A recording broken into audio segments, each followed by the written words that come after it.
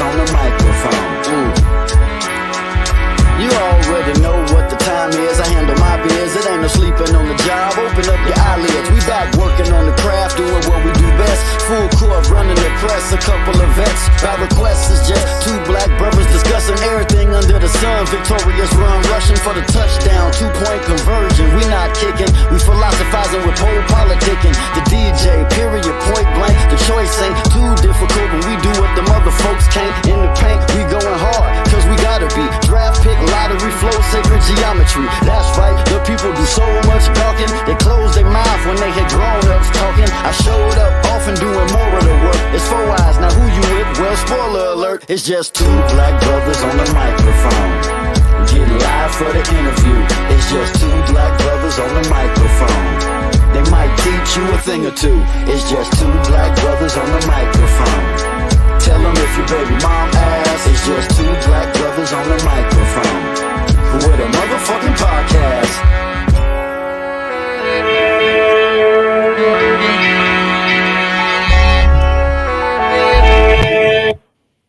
Welcome to the Just Two Black Brothers podcast. I'm DJ Pierre. That's my brother Poe Politicking. And we got the homie Merkabah. How you pronounce it? Merkabah. Yeah. Merkabah. What's up with you, bro? Maintaining, man. I'm happy to be here. I'm grateful for the opportunity. No doubt. We appreciate you coming through, bro. What's up? All right, so the first things first, tell everybody where you from, and what's the meaning behind your name. Well, okay, I'm from a small Midwestern town. It's a college town about an hour north of Indianapolis, the capital of the state of Indiana. It's called Muncie, home of Ball State University. It's not really known as a hub of hip hop, and my name Merkabah in Hebrew, it means chariot, which is a vehicle of the divine in the Bible. And hip hop is what I use as my vehicle to transmit my message. I think ain't Brooks from Muncie, Poe? Might be. Yeah, I think he live in Muncie. We got a dude he was in the military with. Brooks? His name Demetrius Brooks. But I think he live in Muncie. Or he might live close to it or something. That Muncie sound familiar. It's like, I think he might live out that way somewhere. So how long you been delivering the message through music? Well, I've been doing it for a long time. I was introduced to hip hop in 1984. And I've been taking it seriously as a performer and releasing music seriously under the on the platform of like in a major way as far as opening and dealing with bigger artists since around I'd say 2007, 2006. So I've been doing it for a minute, and I took a couple hiatuses. You know how life happens, and kids, children, and relationships, and life, and work, and jobs, and stuff, and all that happens. So it's I used it for a little while to supplement my income, and now due to COVID, I got the opportunity, blessed with the opportunity to do it full time, and it was a breather, It's actually a blessing in disguise to actually be able to focus all my attention on music and renew my love for the craft. I see you flossing back there with all the books. Oh yeah, definitely. I've been an avid reader ever since, I was young. I remember before I knew how to read, I remember looking at the page saying, I got to figure out what all this means, So I've had a hunger for knowledge since I was a youth. So what you got back there now? Oh man, I have a wide selection of everything from straight up informational books as far as biblical books. I've got books on recording. I've got sci-fi. I've got Zechariah Sitchin, which is like some ancient aliens type stuff. I've got encyclopedia set down here. I got Message to the Black Man in America by Elijah Muhammad. I've got the ISIS Papers by Francis Cress Welsing. I've got a wide variety of things, and it represents like who I am as a person, a wide range of topics I'm interested in, Yeah, the final call this week had DMX on the cover. Oh yeah, I heard that Farrakhan spoke at his funeral service. Yeah, they was out the other day, man. I said they did it right by putting DMX on the cover because everybody wanted a copy of the final call this week. Yeah, definitely. I got the Nipsey Hussle one though. Nipsey. Yeah, I put it in a case. I got the final call when Nipsey was on the cover. That's dope. Yeah. I would say, yeah, that's tight though. I will say, you guys school me to that alien book though that you was talking about. Give me the link to it. Zechariah Sitchin was he passed away I think 2 or 3 years ago. He was from Israel, and he's the one that formulated this. He was like a precursor to all the the fingerprints of the gods and ancient aliens and all that. Basically saying that he posed the theory that all of the ancient cultures, what they view as gods, were actually extraterrestrial beings. That the native people that they encountered didn't know how to describe what they were, so we saw them through the eye of history. We look at them as gods. What's the last name you said? Sitchin, Sitchin. All right, I'm gonna look it up. I be liking stuff like that. Yeah, he's the guy. He got a whole series called The Earth Chronicles, and it's more so over the years it became more be an entertaining thing to read more so than like something I actually believe in. When I first heard about it years ago, I was like, wow, that's interesting. Especially back in the days of my big smoking. I sit and watch some videos and zone out. You really think it's going on? I would say how did you end up hooking up with the Killer Bees? Well, you see, back in like I say 2007, 2008, I was getting my feet wet as a traveling performer, and I hooked up with a few promoters, and I got connected with some of the artists like Killer Priest and Bronze Nazareth from Detroit, and it's a wide variety of people. Timbo King, I did a show with, Cannabis, Devin the Dude. So I started networking with Killer Bees. It's like, I grew up listening to that. Like when they came out in the early 90s, I gravitated towards that because they had not only the conscious music that I loved back in the late 80s, early 90s was like X-Clan and, like King's Son and Poor Righteous Teachers. That's what I was on. So it's like when Wu-Tang came out, they had that and they brought the Kung Fu to it. And I grew up watching Kung Fu on the weekends with my father. So it's like, there was an interview. It was a rap. It was a rap. Yeah, definitely. There was an interview on that album. I mean, like an interlude where they were interviewing him on the radio, and Raekwon was like, I know people want to hear this because I've been wanting to hear this, and I was thinking, yeah, I agree with that because you got exactly what I need in that music. I grew up watching Kung Fu movies, and I love militant like Black Power hip hop. So you put that together because they had the lessons, the 5% angle, and I was like, yeah, that's it. So when I finally started meeting these cats, they started appreciating the fact that I had knowledge, that I wasn't just a fan for the sake of being a fan because I thought they looked or sounded cool. I actually knew the content, what the content meant. Then I forged connections with a lot of the artists. You a 5%er? I've studied, I wouldn't say per se I'm a 5%er, but I've studied the degrees since I was 14 years old. I wouldn't say I knowledge 120, but I've studied many different things. I've studied the Egyptian Book of the Dead. I studied read that one too. The Bible, the Quran. I've studied 120, and I mean I know like I can speak the language. I don't front because back in the day if you fronted on that you could catch a universal beat down. So I'm real careful with what I say and how I say it, but I can build on the on the daily math and whatnot. Is 120 the name of their book? Well, the thing is the 5% nation, where they're called the Nation of Gods and Earths, they came out of the Nation of Islam. There was a member of the FOI named Clarence 13X. He was up under Malcolm X in Temple number 7. He ended up leaving the temple for whatever reason. He started bringing the lessons to the youth, whereas in the Nation of Islam is more of an adult approach. Went back in those days. He left and he brought the lessons to the kids in the streets, and he added on to what's called the Supreme Mathematics and the Supreme Alphabet, which was tools that they used to basically decipher what the lesson said. So that's where, and it got infused in the streets, and it was instrumentally involved in the development of hip hop culture. I mean, Kool Herc, I seen him on a picture not too long ago wearing a t-shirt with a big universal flag, the 8-point sun, which is a symbol of 5%. He had a shirt on like that, and I've heard some of the elders say that back in the day, all of them was 5%ers, or they was at least involved in some Nation Islam or 5% type of ideology, Mm-hmm. You actually see, I'm in Brooklyn, so I will see him preaching, on the street side, on the corner. And I remember, man, it was a white lady, you know what? She ain't know no better, but she wanted to show some support for her. So right. So she went up to the dude. She went up to the man that was speaking, and she said, "I'm just so sorry for what the U.S. has done to you guys over the years." He was like, "If you're sorry, get on your knees and tell me." She was like, "I'm not doing that." He was like, "Well, get out." He was like, "Well, get out of here then. Like, what you talking?" But yeah, she didn't know no better, man. It was so funny. She's like, "I'm not getting on my knees." He was like, "Well, you got to roll then. Well, we ain't got to." She said, "I'm not that sorry." Yeah, but she wasn't sorry. She wasn't sorry. She was just talking, but she know he's gonna hit her. She knows he's gonna hit her with that as the reply. She was like, "Oh shit, he really out here. He really out here doing his thing. So he ain't just performing for the street like she thought he was. Yeah.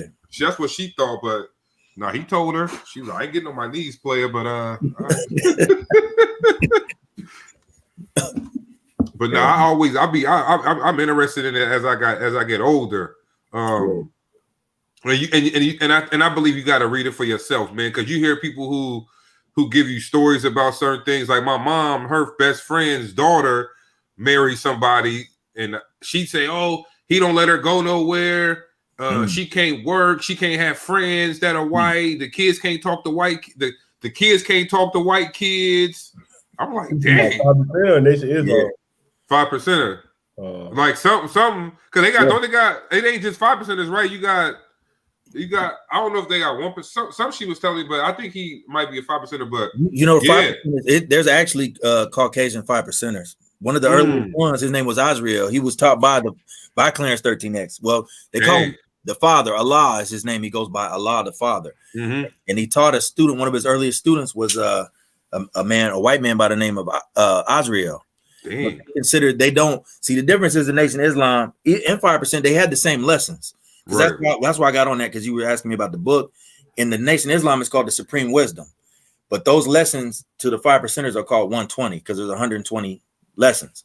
Okay. And I don't know, it's really complicated. It's complex, and but I think that the 5%ers, as far as the Nation of Gods on Earth, they allow, under certain restrictions, they allow white people to be members of the organization, but they have to actually pay respect and have true knowledge and not just being down just to be down, you know. Yeah, so I guess it's good to know it on your own, because I was like, why she can't talk to, because I don't know about it. So I'm like, why they can't talk to white people? She was like, he don't do that. He only one that works. He don't let her go to work or nothing. He do everything. But I say it's a meaning behind it, but I didn't know what it was. That sounds like some throwback, like some old, back in the day how it used to be with the woman being subservient. Maybe he just has an old school way of looking. Yeah, he way older than her too. I think he like 10, 12 years older than her too. So he might be in his 50s. She like 36, 35, something like that. So he found one. And, you know, most black women be like, man, I ain't doing that. You better get the hell out of here with that. But you gotta, I guess it is what it is. But yeah, I'll be trying to learn more about stuff like that too. No doubt. So as far as the music, what you working on this year for us? What you got planned? Well, for the first quarter, I released on February 19th, I dropped an album called The Messiah Complex, and I got that on vinyl. I mean, it's available. That's tight. Thanks, bro. It's available at darkagesmusic.bandcamp.com, and basically it's a themed album. It has a religious theme to it, but it's not really a religious album. It's basically, it puts religious viewpoints in the context of everyday life, and with a hip hop angle to it. You know what I'm saying? And that's what I've been promoting lately. And actually tonight at midnight, I'm dropping a compilation I put together. 9-track compilation I did with a lot of Indiana artists called Scripts Volume 1, and that's going to be available at darkagesmusic.bandcamp.com as well. Oh yeah, I heard Bandcamp is a way to move, because I guess you get more of your money through them. Well, yeah, I mean, they have thing about Bandcamp is they take a small cut, but they have these I forget what day it is, but it's one day a month that they don't take anything. It's like Bandcamp Day. So you can push your music real hard that day, and you get like full profit. They don't take their cut that day. But yeah, it's a pretty decent service. I mean, I've been dealing with them for a few years, and I like the way they function. Okay, for sure. Yeah, send us everything, man. You know, we done launched the Live 365 again, so you get your if the paperwork if the songs is legit and paperwork, copyright, all that, just send it to us. We'll play it. You get your BDS spins and stuff like that through us. For whatever you got, you can send it over to Poe. Poe will send it to me, and we'll load it up in there. That's what's up. I appreciate it. I'll get your information and everything. All right, for sure. So as far as like, go ahead, Poe. I'm gonna say, who's your favorite Death Row artist? Death Row. Well, I mean, come on, man. What did you say? What did you say? Death Row shirt, right? Yeah, Death Row. Yeah. I would say, yeah. See, Tupac. I would say Tupac, but I don't know, man, because I prefer. Tupac's best album to me was "This Is My Vote" personally. Me Against the World. Me Against the World. Yeah, that was my favorite. That was the classic grown-up Tupac album. You know what I'm saying? Death Row artist. I say just out of just the iconic status. I say Snoop Dogg probably. Because he's an icon, and he, there was no Death Row without him. Even though he left, I still think that he played he was instrumental in the starting of it when he came out with a Deep Cover. That was like the beginning. That was before Death Row, I think, was even out, wasn't it? That was on the movie. That was a Deep Cover movie off the soundtrack. Deep Cover soundtrack, yeah. So yeah, I probably roll with Snoop on that one. Man, they got some. Man, you know what's funny? Because I've been listening to some old Snoop, and that Murder Was a Case soundtrack, and that whole era, like they got that Who Got Some Gangsta Shit song. Yeah, that shit like 8 minutes, but that whole song fire. I'm like gangsta shit. Yeah, Snoop. They always going in on it, but then Snoop. I like Snoop when he was with No Limit. Oh yeah, he still kind of kept it. Cali on there. He didn't conform all the way to the southern stuff, but he had a couple classics over there with No Limit. They said that what's his name bought him out of his contract. What was his Master P? Yeah, he did. He bought him out the Death Row contract. Yeah.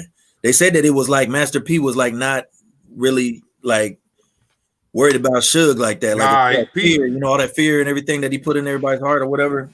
Now P had some goons too. We just somebody didn't see him. We didn't know who they was.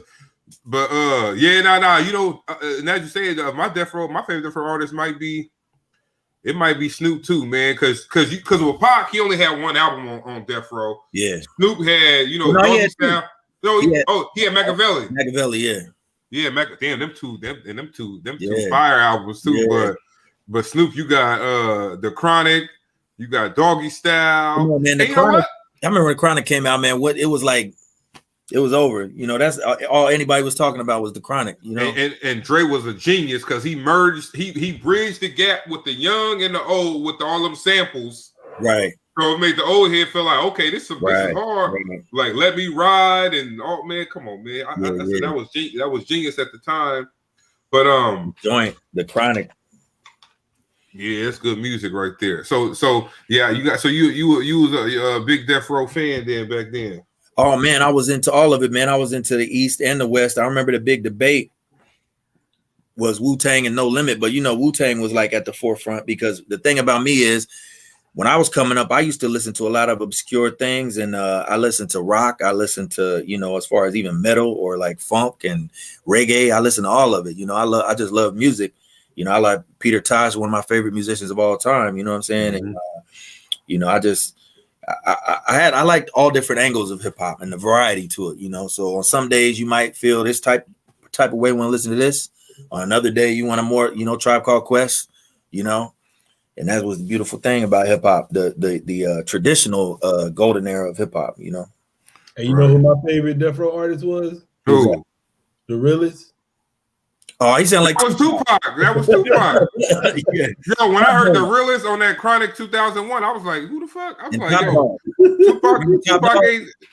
And they knew what they was doing. They was like, shit, everybody gonna think Tupac back. Now The Realest was tight though. Yeah. You remember Top Dog? Top Dog too, yeah. Yeah, I was like, oh yeah, hey Poe, you funny. Yeah, Realest was my dude back then. I gotta go download that 2001 now and listen to it. Because he had a couple that shit. But then fucking Diddy did it too with Gorilla Black. Yeah. Oh yeah. With that's bad, man. Why would they do that? But Diddy also Diddy did it with Shine, really, because people were saying Shine sounded like when he came out, when he first came out. He did it twice. Yeah. He's like, shit, I gotta find the next big. I gotta find the next. Diddy ass because they was talking about all of a sudden he tried to shout out Craig Black Rob, but it was too, man. Come on, bro. I guess he had a GoFundMe, asked for money. It was like, I just watched a crazy video about Black Rob last night, man. I was like, my heart was hurt. I was doing something, I forget what I was doing, but I was watching the TV, and I was like, man, I heard some crazy shit about some money got to get stolen from, like somebody donated some money, like 20,000, and somebody just took it. Like he's dead. You don't need that money. Damn. Yeah, that shit crazy, man. I said then even like Mace called him out a long time ago. Because Diddy was getting on everybody else talking about black, we need to support black artists. Then Mace was like, man, you ain't even get my masters yet. Diddy talking about black owned, black excellence, but right. Bro, you the last one who should be doing that when everybody that's under you is dead, cracked out in jail, bro. And you the only one out here. You the only one out here stunting with all the money. Craig Mack, Black Rob, Loom, G-Dep. Remember G-Dep? Yep, G-Dep. I interviewed G-Dep. G-Dep. He confessed to the murder, huh? Yeah. Out of nowhere, he's on top of the world. He just out of nowhere confessed to a murder. I always even Loom went to jail. The R&B cat went to jail. I said, damn, your R&B dude went to jail. Loom was a gangster. Harlem World. You remember boy was telling us that Smith. Yeah. Yep. No, that was like, man, that shit crazy though. Like, I don't know, bad. Man. That's just bad juju right there. It's like they say hell, earth is hell. So with the people who still here, man. They was already. I remember that dude Mark Curry wrote a book about him talking about Bad Boy like a while ago. So I guess he was telling the truth. So it's like trying to expose him or something. Yeah, he wrote that a couple years ago. Probably like 10 years ago, he wrote a book. See, that thing I was watching, they was trying to say that Mark Curry, somebody was trying to say that Mark Curry took that 20K. Yeah. Somebody else took it and try to make it look like he took it. But it was crazy. I was sitting there watching. It was Choke No Joke. You know who that is, right? Yeah. The cameraman. He was the cameraman. He was saying, what you say? You like his stuff? Who, Choke No Joke? Yeah. His podcast and stuff? Yeah. I watch it from time to time. Sometimes I just turn it off. But this time he captivated my attention because I was like, he was talking about Jay-Z donated 20,000 and then it just got taken. He gave it to somebody supposed to be in the right hands and he took it and then tried to act like he didn't know where it went. And then when somebody approached him about it, Choke himself said he approached him about it and he said, well, he's dead, so he don't need that money anyway. Like Jay-Z ain't gonna miss it, he ain't gonna miss it. So what's the point? Nigga, shit. It's never about the money. It's the principle. Exactly. I was seeing the Choke No Joke videos, but I didn't know who that guy was from. I was like, who is he and where he from? So I didn't know if I should keep watching him. He used to do videos for Rockefeller. He was connected closely to Rockefeller Dipset. He used to film a lot at the tunnel in New York. Okay. He got a documentary about the tunnel. So he official. Yeah, because I didn't know I was like, man, I didn't know who he was. Like, who this dude coming up talking all this? I didn't know who he was, so I didn't. I don't. He's official as far as who he knows. He knows the people he's talking about. But sometimes I'll be watching. I'll be like, something don't seem right. Because he was talking about the one I did watch. He was talking about how Young Chris got blackballed by Jay-Z for he put out a picture with him and Rihanna. Because I guess Young Chris fucking Rihanna for everybody.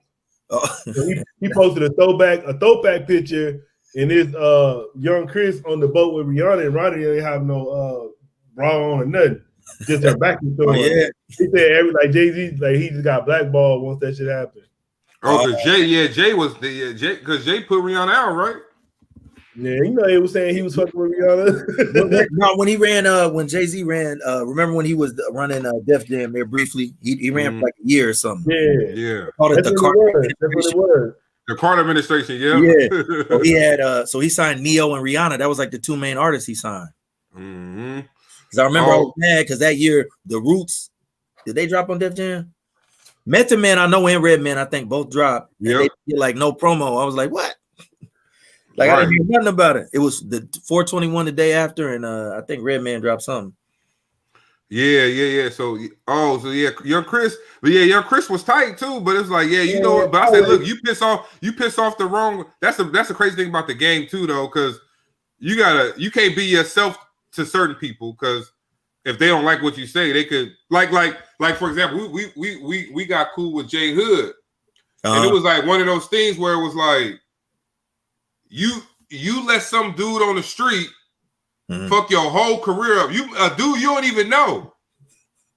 A dude like, yo, what a D block chain at? And then you just pull it out your pocket. Dude got his camera out while you doing it.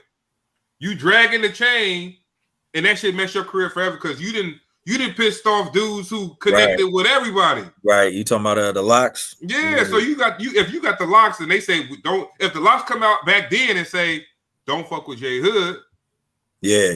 Then anybody gonna fool with him. No matter how tight he is, no matter how much talent he got.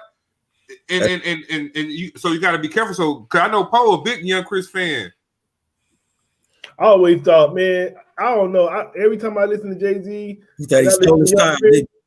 He stole his style. That's what I'm saying. He stole his style. Like Jay-Z was not rapping like that till Young Chris came around. But then when Young Chris came around, he started rapping like him. But then it's like, and then what happened? And then Young Chris disappeared all day. Sacrificial lamb. Hey, bro, man. I'm gonna take your style, but I'm gonna take care of you. I'm gonna take care of you in the back, maybe. But I know you take care of Bleak, but I don't know if you take care of Young Chris for giving him the style or whatever. Hey, but wasn't they on the Nigga Please song? Yeah. He was rapping like him on that song. Yeah, he rapping like him on that song. Because even now, why Beanie Siegel? Cause I was listening to a Beanie Siegel interview with Fat Joe, and then they was like, "Who your favorite rapper?" He said Young Chris, and then Fat Joe like, "Young Chris." He was like, "Yeah." And he was like, "You sure?" He was like, "Man, Young Chris, bro." Now why Beanie Siegel would say Young Chris, but he wouldn't say, he would probably, if you saying Young Chris, that's he's saying he's better than Jay-Z. Why wouldn't he say Jay-Z? Right. I don't know, man. That seems a little weird, but because I think Beanie Siegel really is the one. Shit, Beanie Siegel was tight, man. I think he had Jay-Z. Because I didn't like what Jay-Z was doing with Beanie Siegel, and Beanie Siegel talked about this too. It was like he always let Beanie Siegel come out first, and it was like it was kind of like he kind of figured out what Beanie Siegel did with his album, then he'll kind of tweak it and then drop his. Because Reasons was the blueprint. You remember Reasons? The one that came out, not the truth. One. That was the blueprint. That was the soul tape. He had Kanye on there, everybody. Yeah. That came out before Blueprint, but nobody talked about that album. You know what else they say about Jay-Z though? That's funny. That strikes me as funny all the time. Is like if you look at the release of like Jay-Z and Nas, like every time Nas puts something out, he'll drop something at the same. Like one time Nas put an album out, I think Beyonce dropped like it was like the Lemonade. I thought. Lemonade, and then there was the Lion King soundtrack too. The Lion King one, yeah. Like every time, and it's just so weird. It can't be a coincidence because I was like, whatever. Then I looked at it and I was like, damn. And like they did them with the Judas and Messiah soundtrack like that. Nas had the joint dropping, then Jay-Z. But then Jay-Z knew what he was doing because he was like, yo, I got a song with Nipsey Hussle coming out on the same day as the Nas joint. But nobody didn't say that these two songs is on the same album though. So to create like some drama, they like, Nas released his song on Friday, then Jay-Z one-ups him with song with Nipsey Hussle. So you think they did that on purpose? Yeah, that one had to become like them shits on the same album. It ain't like they dropping two separate albums. Right. Y'all just push the album to go higher because now everybody gonna be like, well shit, I gotta help Nas out. Then somebody I gotta help Jay-Z out. But nigga, y'all helping out the whole album. I would say with them, I'd be like, man, that shit wrestling though. Cause I was like, they probably real good friends because ain't even they mama's friends. They mamas are friends. Yeah. Well, Jay-Z like, man, they probably been to each other for a long ass time. It's probably for a minute. Yeah, I'm saying it's probably a friendly rivalry. It probably ain't nothing like. They probably just like, man, we're going to keep. I mean, what either one of them got to be mad about? Nah, they both billionaires now. Even Nas a billionaire. Yeah, Nas made that money off the IPO for Coinbase. Yeah, he got paid for that.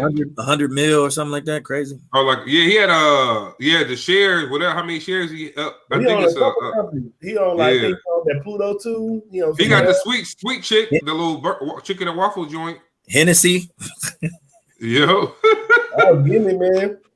But yeah, so as far as like, man, I was gonna say shit. I don't know if y'all keep up with Khalees, but she doing her thing too. She like a cook. Oh yeah. She got like I think she on Netflix. Yeah, she be cooking like a lot of organic foods and making spices and selling. Bro, I remember one time she like a chef now. She got a chef now. Oh, what'd you say? I said I saw a news story about her where they was interviewing Method Man and Redman in the studio, and they were like telling them about it. Their reaction had me cracking up, but they said that she wanted like $50K a month for child support or something like that. Yeah, that wild right there. $50K. Yeah, man, look. That's like Dr. Dre wife. Dr. Dre wife was like what's she $1 million a month in spousal support? I'm like, fuck you doing with $1 million a month? Well, you know, they say once you're used to a lifestyle, you're supposed to contribute to that, even if you Dr. Dre a billionaire. But I know, but I'm like, look, what part of that, if you help them create that company, then okay, I think you probably would be entitled to that. A lawyer? Yeah, she a lawyer. He probably did. Man, hell no. I still probably wouldn't give you. I That's wouldn't want with Michael Jordan's wife. Michael Jordan's wife got all that because I think she was a lawyer. But you know, they threw out that case against Dr. Dre's wife though, because Dre had a prenup. But she said he ripped it up in front of her face. But I'm like, shit. he ripped it up.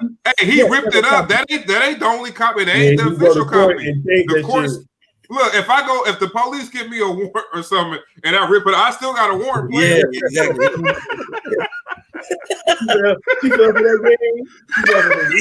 She's like, he told me he loved me so much, he ripped it up. Look, I love you. It's no longer legal. The judge is like, that ain't how it works. And you a lawyer and you trying to run that by the judge. Come on, man. Yeah. So it's like, get your ass out of here. But nah. Yeah. That be. Yeah, I'll be looking at that shit like sometimes I'll be like, man, when they making money like that, do the women really love them? Like, how we even know if somebody really love you when you making money like that?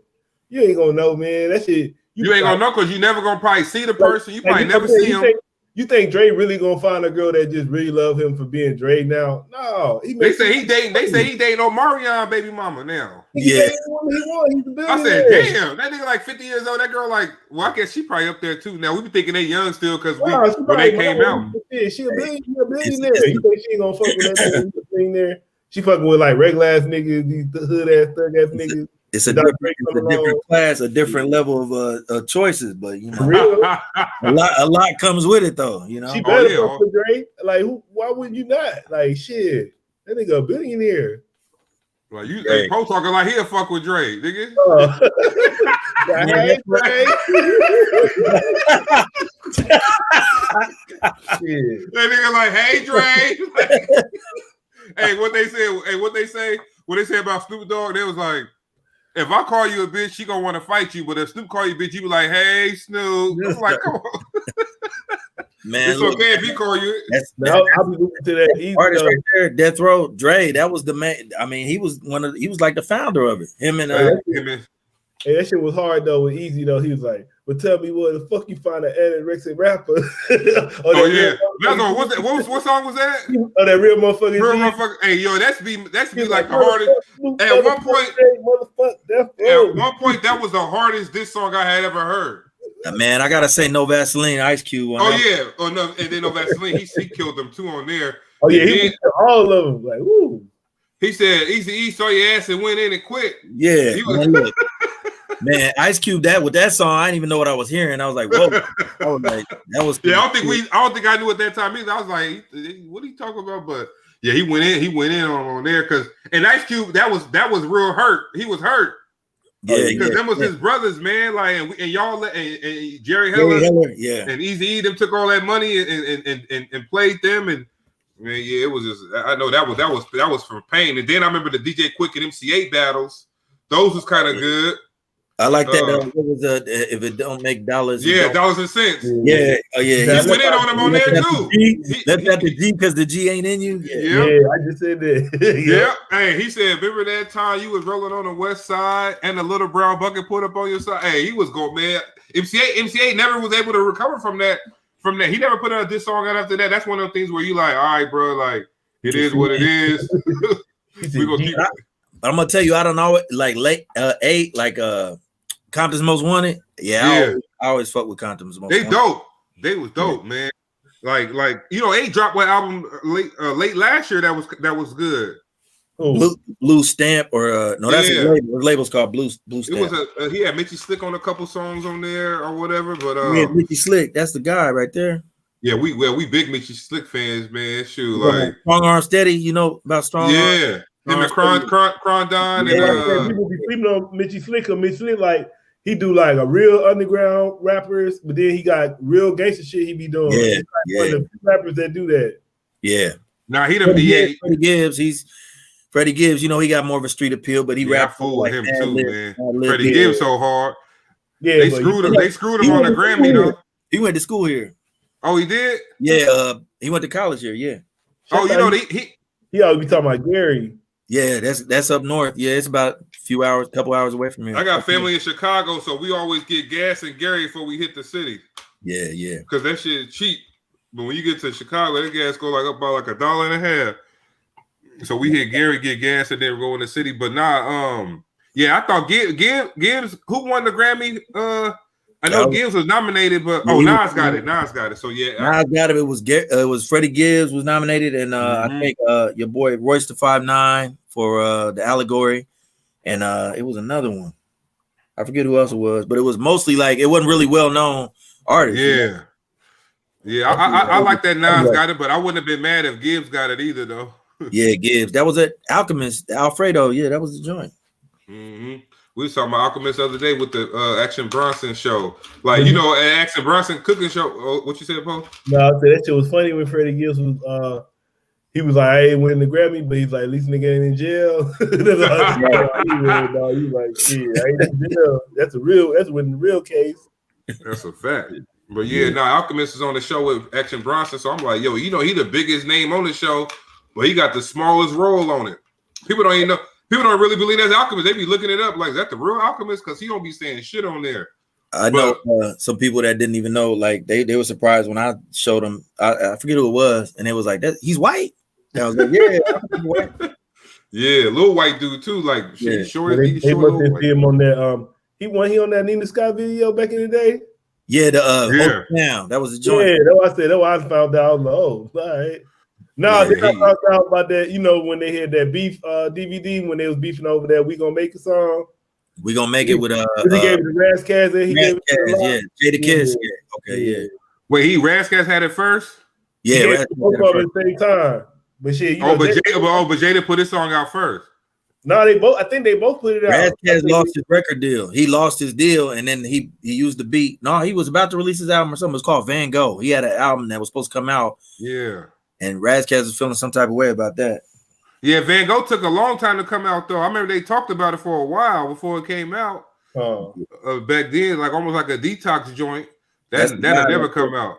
Razzcazz so hard, man. When I grew up, man, but go back and listen to real Razzcazz rapping about. You be like, God damn, he's rapping like that. Yeah, and it was like 98, 99, 97, 99. Nice.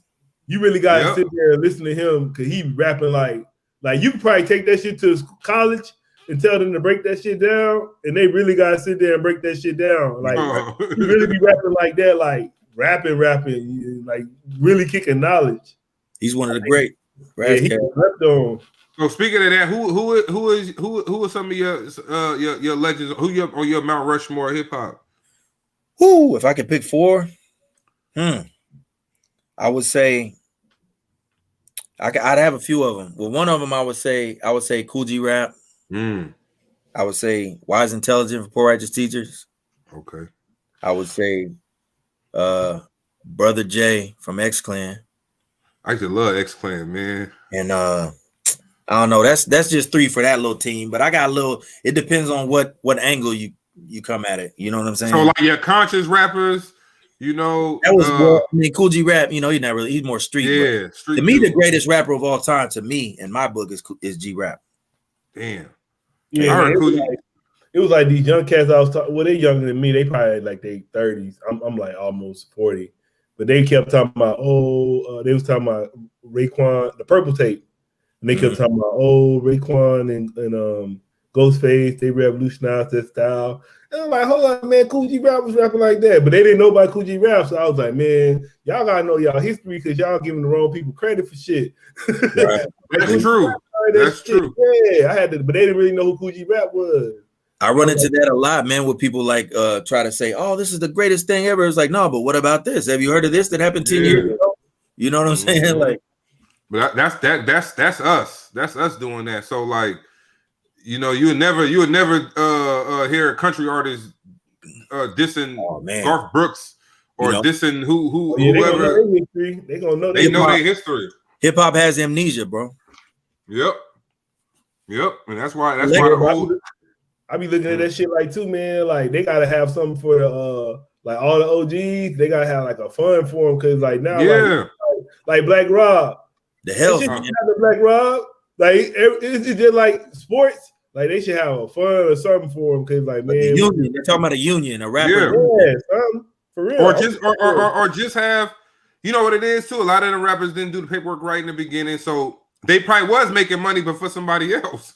Like Black Rob probably had money coming in. I mean, but think about it. But it was going to other people. Like Diddy probably was getting the money, probably wasn't giving it to him. Whatever. It's different things that probably took place.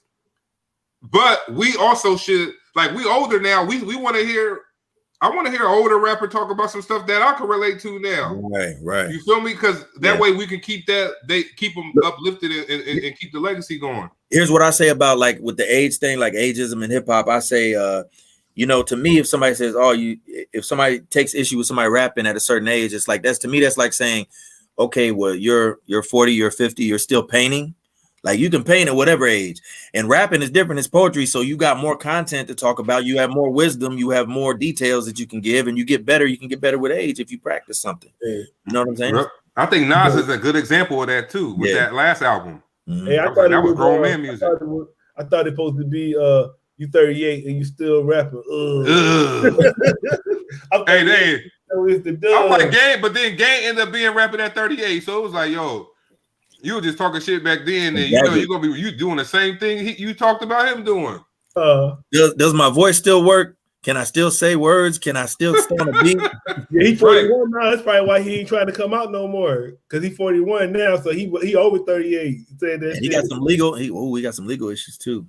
Yeah, they said he had to put everything in somebody else's name. Old girl coming for his ass. Man, he are like 7 million. Something crazy like that, yeah. That's crazy, man. And you know what it is, man. That's from, and you like I said, that kind of shit right there. That's like what they doing with Deshaun Watson. He'll end up paying so much money when that thing over, man. And it's like, what is it? Who say? Deshaun Watson, the football player. Oh yeah. With their massages, it's like they got all these women that came out now say you did all that feeding frenzy, bro. Questionable stuff. Yeah, feeding frenzy, right. It's like, yo, anybody got anything? But this is my thing. I'm like, shit, you had 22 girls say you was inappropriate. They went and found another 22 that said you wasn't. I'm like, how many people were you getting massages from? Shit. Damn. If they got 44 women. Addict. Shit. I know what he thinking. He like, them shits cost $40. See? With a potential to get some action, but a person like that, I'm like, man, you don't need to get that shit for no damn like, some of this shit that I find rich people, the situations that well-to-do, fortunate people find themselves in, man. I'm like, the hell was you thinking? You know what I'm saying? Like Robert Kraft, right? You're like, yo, what the fuck? You walking in the front door of a massage parlor as billionaire Robert Kraft? They got your camera walking in, doing your thing and leaving. Come on, bro. All that money, you probably have somebody come to your motherfucking house. Oh man, and the thing is, the main thing about it is not to broadcast. There's no more privacy because of social media. It's like nothing's private anymore. You know what I'm saying? It's like, to me, it was like, I think they said it was Dave Chappelle or somebody when he used to do stand-up a few years ago. They said he used to collect phones at the door and you could get it back when the show's over because he was recording it. Like, I mean, you got to be, not to say you do something crazy or like some illegal shit, but I mean, like if you was a rich person and you have like a get together, and as long as it's not nothing crazy, like I said, no rituals or nothing, but I mean, you might want to have a policy like that. Like, just doing that. They said Jake Paul, that shit was funny because this girl, because Jake Paul made everybody come to his house sign an NDA, like when they party. But this one girl, I guess he made her get he gave her head. So she complained and she was like, I didn't know. I thought it was a part of the NDA. Like, whatever. Yeah, he make you know, them non-disclosure agreements, they can you get a good lawyer, they might be able to find their way around something, you know. Yeah, she said she didn't say nothing because she thought that was a part of it. Right. All right. That's a cool story. But as far as like hip hop, man, you know what do you how you compare now versus like in the 80s when you started getting into it? Man, like as far as the music that's being released, right? And the way the whole game is how it's monetized. Well, I look at it like this. It makes it easier for people like me that started off doing it to supplement our income and to to be able to release albums and get some kind of money off of it. It makes it easier. Right. But at the same time, it kind of like there's a problem with the sometimes with the quality of a lot of stuff, because anybody can do it, because it's so readily, the technology is so readily accessible that any person can create a song. And I'm not really mad at that. It's just a matter of it's difficult sometimes to aim your eyes towards content instead of clout. You know what I'm saying? Mm-hmm. And sometimes content that's good, it sounds good and is well put together, is often not as entertaining as just somebody doing some fucking crazy shit that's self-destructive. You know what I'm saying? Right. A beautiful train wreck, you know? So that usually wins, and any music that embraces that type of attitude is probably gonna win.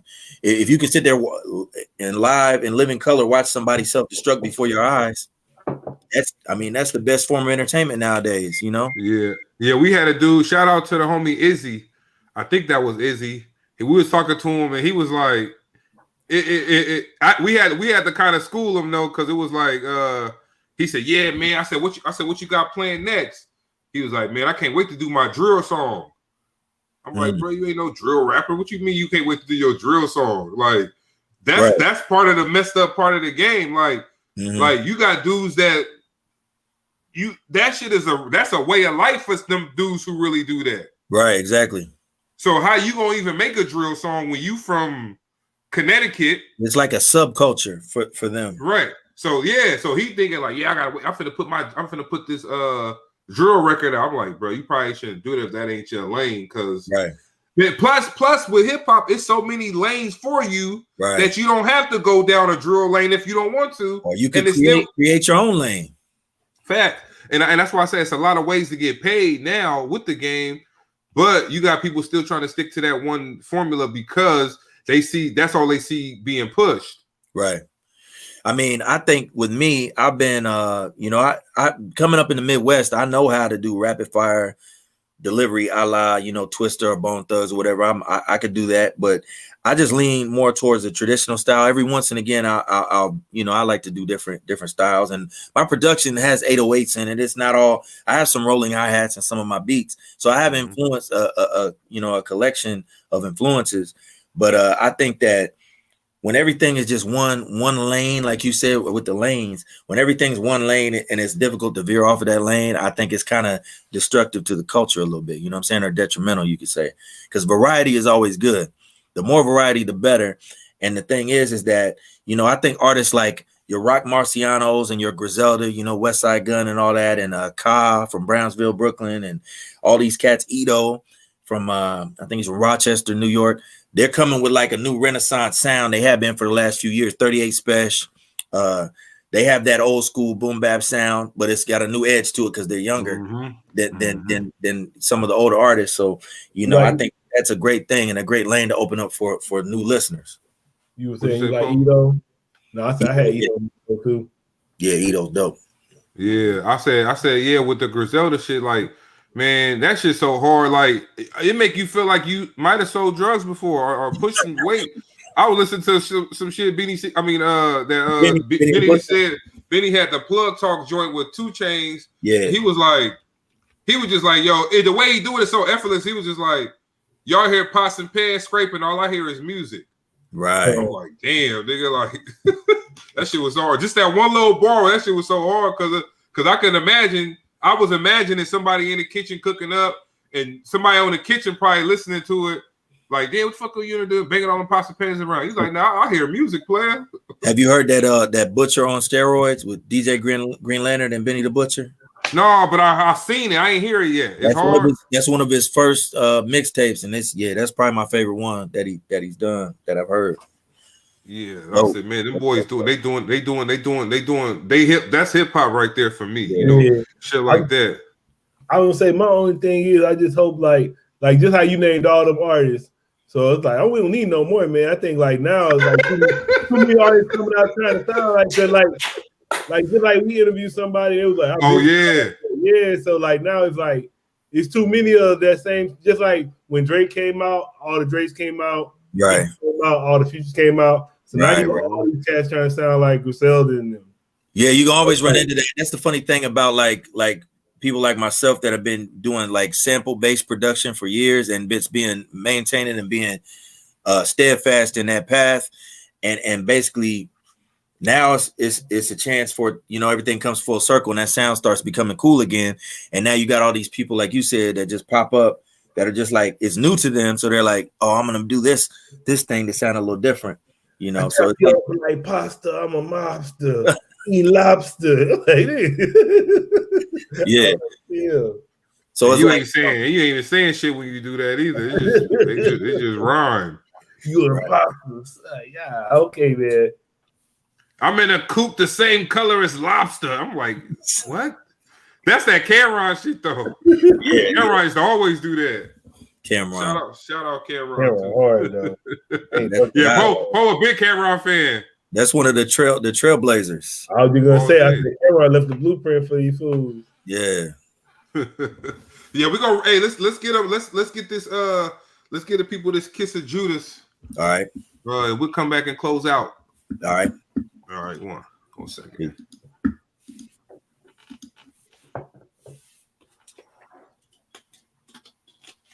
And most people think that Judas went out and kissed Jesus to identify. It doesn't say that. It says he went out to kiss Jesus to betray him, not identify. What do you mean betray? That's interesting.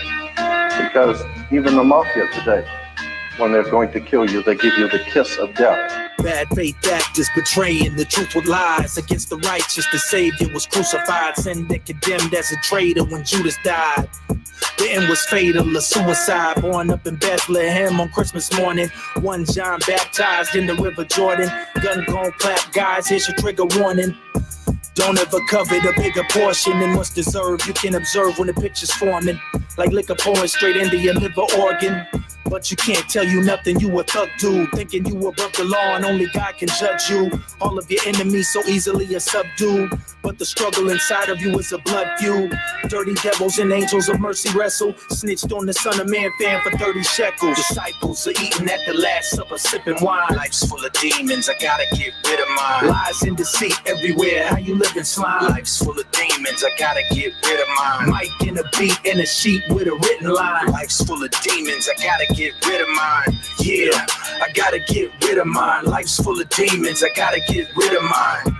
They secretly hate that I'm this royal. Some of your best friends are just faking they're disloyal. Once you let them enter the gate, then they dig soil. And that's where the venomous snakes in the big coil. Like a protester speaking at rallies, my written word is heard on the street in the alley. From the highest mountain peak to the valley, season finale when I exercise the demons around me. They want to get enough currency, lying through their teeth is how they give it up, perjury. I'm laying in the cut, surgery, watching as deceivers try to mix you up thoroughly. Listen to the wisdom I speak. Losers that play greasy only win if they cheat. Foolish people are a gift to a thief. Judas betrayed Jesus with the kiss on the cheek. Disciples are eating at the Last Supper, sipping wine. Life's full of demons, I gotta get rid of mine. Lies and deceit everywhere, how you living slime? Life's full of demons, I gotta get rid of mine. Mic and a beat and a sheet with a written line. Life's full of demons, I gotta get rid of mine. Yeah, I gotta get rid of mine. Life's full of demons, I gotta get rid of mine. Yeah, I like that joint, bro. Oh, you muted. Oh, that's on the latest album, right? That Messiah Complex. I appreciate it, bro. All day. Yeah, we throw that in there in the rotation. I feel it.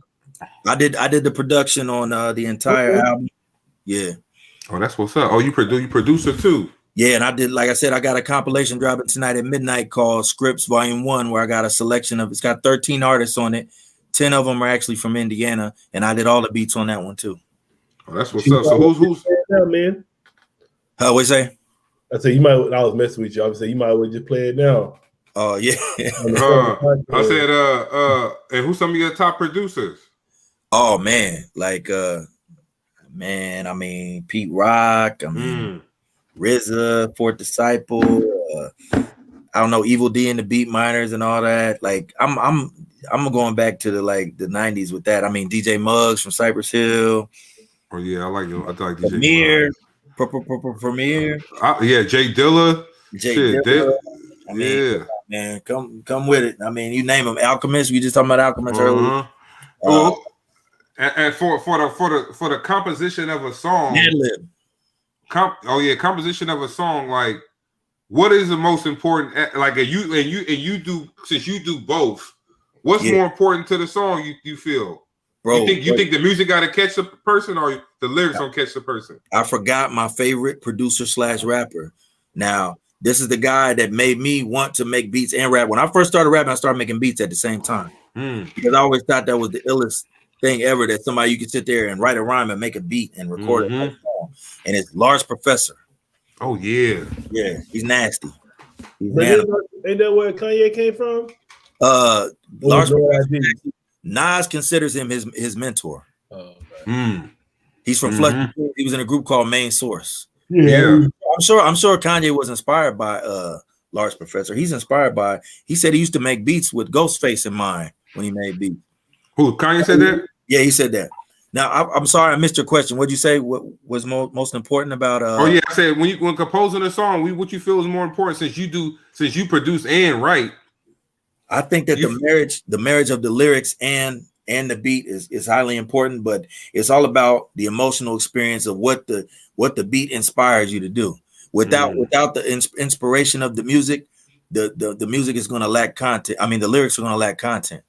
You know, so I think it's really some chemistry going on with the words and the music. You know, I think people forget that sometimes. Now that you're listening to some songs, I'm like, why he picked that beat? Right. To talk about that, or she picked that beat. And for real quick, somebody came out and said, who said this? They're talking about Nicki Minaj though, but they were saying females out right now need to step their game up. Like it was somebody that was giving Nicki Minaj some flowers right now, like saying thinking about Nicki, like looking at Nicki Minaj and then looking at what's out now. She's saying y'all need to step y'all game up to keep this legacy going from the Cardi B's and the Megan Thee Stallions and the Nicki Minaj's. Rhapsody. And yeah. Cyrock. You heard Cyrock? No. She dope. Yeah, she signed to Rhyme Sayers. I forget where she's from. I think she might be from out east. She might be from south. I'm not sure. But they don't push them like that. They push the city girls and Star. You heard of Star? STAH. I interviewed her too. Atlanta. Yeah, I interviewed her. She was down with MF Doom. Yeah. She's dope. Dope. Yeah, we gotta find a way to push them out there so that the girls can listen to them. Because I got a 15-year-old daughter, right? And she don't talk about Rhapsody. Yeah, I know. I got a 18. Period. Yeah, I hate that. I hate that period thing with a T on the end, bro. I can't stand it. I said, why do y'all do that? I hate it, bro. Like, I don't know, man. It's embarrassing to me when I see girls do it in public. Like, so it was two girls in the store the other day, and she was like, "Yo, I'm getting that dress." She was like, "Period." Another girl's like, "Period." I'm like, what the hell? It's that social media culture, man. You know, it spreads like wildfire when something gets hot. When it's the new thing to do or the new phrase to say catchphrase, it spreads. So now you got the people making a song called "Period." Because now they know people like the word and all. You heard that? You heard a song called that with the T at the end? I heard of something like somebody singing it in a female rapper singing it in a song. So I was like, man, look at them. They didn't turn that into.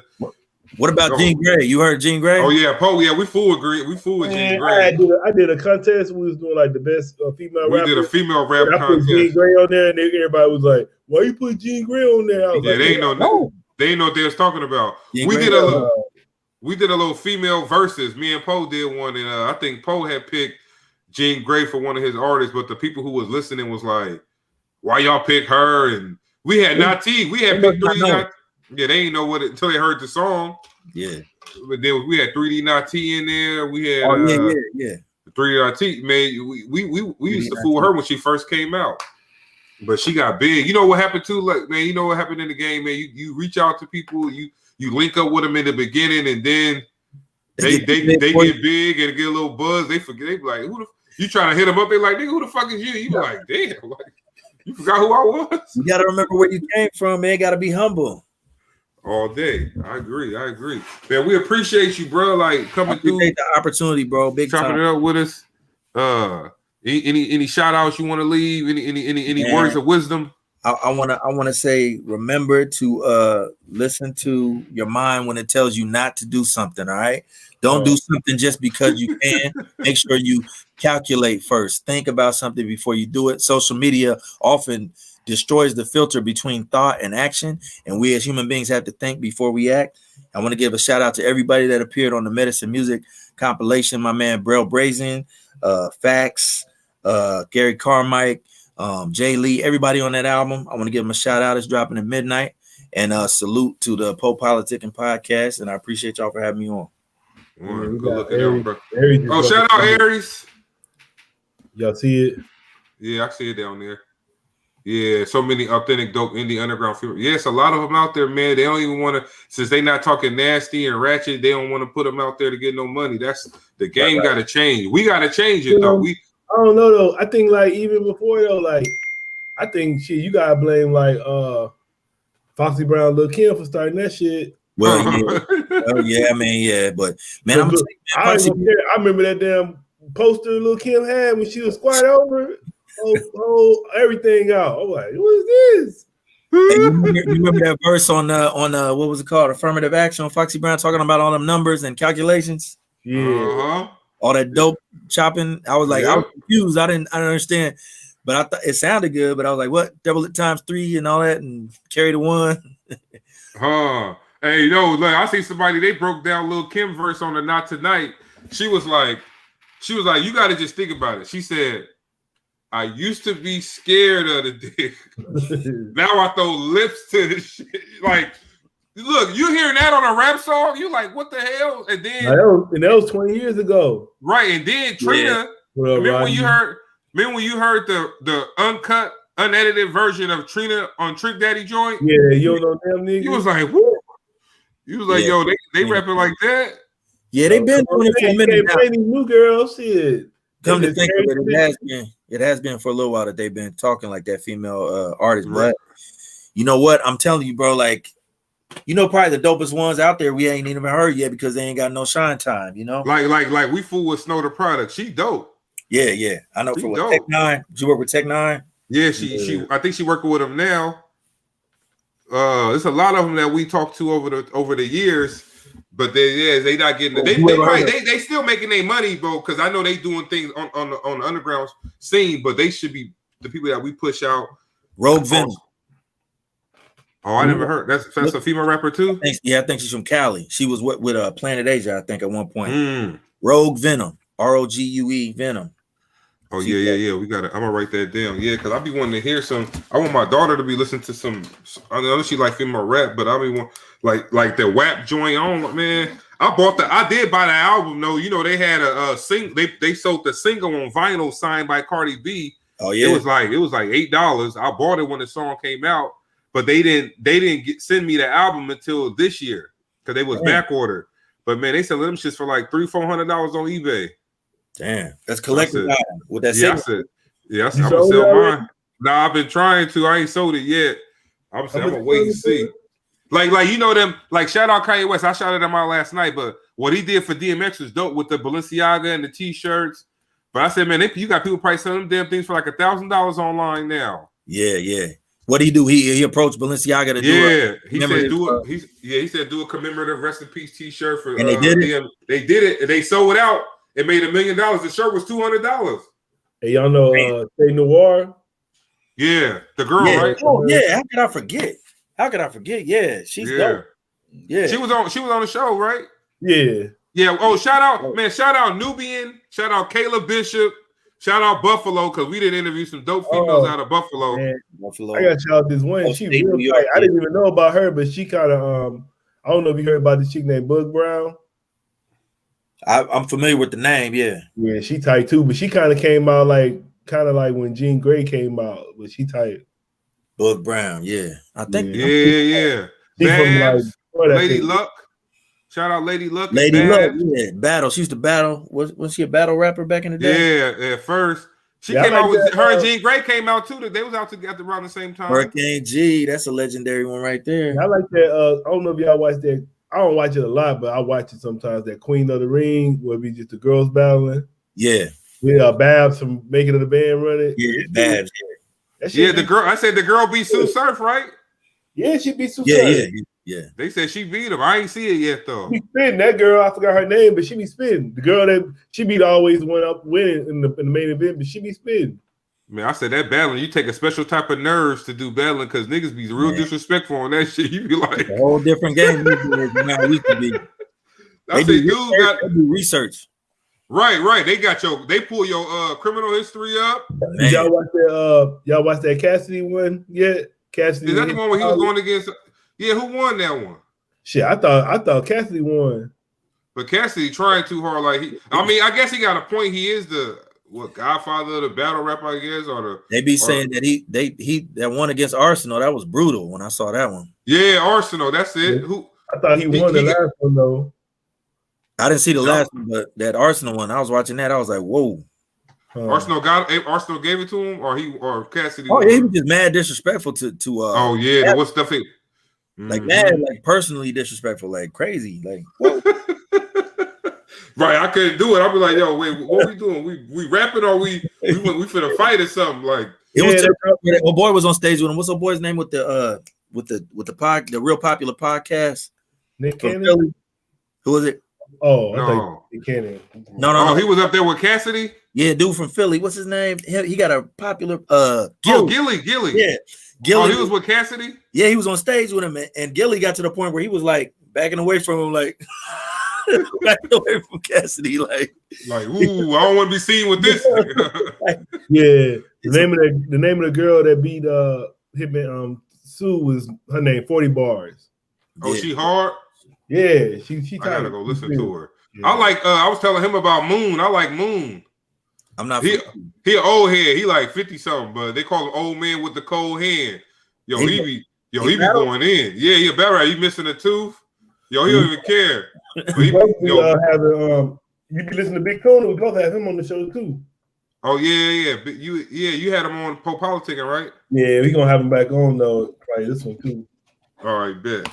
But yeah, man, we're gonna get out of here. I said, man, we pass the time. My producers in my ear, like my wife, she was, producer in my ear, like, yo, what the hell y'all in there doing? But now we appreciate you. We appreciate you once again, man. It's good. Thank you, y'all, man. Man, that's the whole point of the podcast, bro. We just want to chop it up. We know you're a rapper. We know you got music coming out. We want to know who you are, though. Right. No doubt. All day. All right. I appreciate you, bro. Peace. All right, be easy. All right, man. All right, go.